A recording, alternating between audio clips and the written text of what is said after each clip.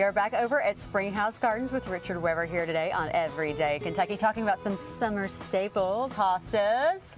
Coneflowers, Yeah, herbs, all kinds of things. So today, because it's a little sunny out and it's a little warm, it's kind of fun to talk about hostas. And we've probably talked about these over the years, but I'm seeing a lot of slug damage because we did have some wet times during the summer. And what slugs like to do, they love to make little holes in hostas. So this one, I'm going to show you this leaf here.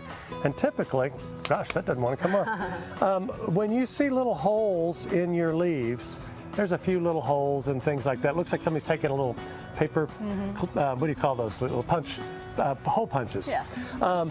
But hostas typically get eaten up by slugs and other things. So I like teaching people about the type of hosta that doesn't get eaten very often. And they all started with this hosta, which is called Halcyon. Halcyon is a fantastic hosta for central Kentucky. It's got these thick leathery leaves. Oh yeah. And until it starts getting really hot, these are kind of like a grayish blue. And the grayish blue that you see on a lot of these hostas is actually a wax that is on there until it starts getting hot, and the wax kind of melts off, and then it becomes more of a green. So if you like these blue hostas, a lot of times they don't stay that blue all the way through till the end of the summer. Yeah. Sky blue all the way through. All the way through. But if you come out, and plus this whole hosta Halcyon family have lots of beautiful flowers too. So oftentimes people don't like the flowers on hostas, but take a look at how pretty these flowers are on Halcyon. I mean, they're a beautiful flower. You can cut these for arrangements. They're great for hummingbirds. So Halcyon is the first one to look for.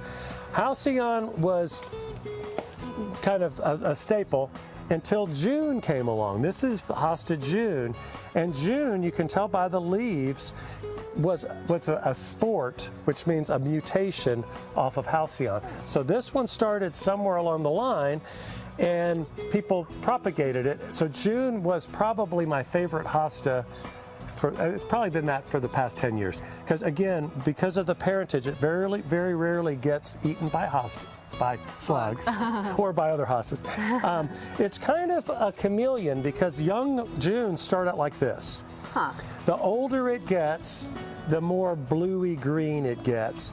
And these, both Halcyon and June, are going to get probably about 2 foot across and about 18 inches tall. So it's not the gigantic ones, but that's a pretty good size hosta. Yeah. Since these two have become so popular, all these different breeders have started propagating, and one of my favorites now, and look at how much bluer this one is. So this one is staying bluer, and I always have to look, this is First Frost.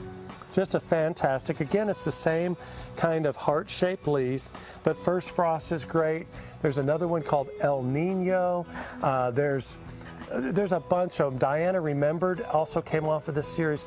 So if you come out to Springhouse, look in our hosta area, you'll find probably half a dozen to maybe 10 of this type of hosta that don't get eaten by slugs. Take a look at them. It doesn't mean that other ones won't, but this is the one that I generally look up the parentage and say, okay, where did this start? And is it going to be truly slug-proof or slug-resistant? So come out, walk under the shade anytime this summer.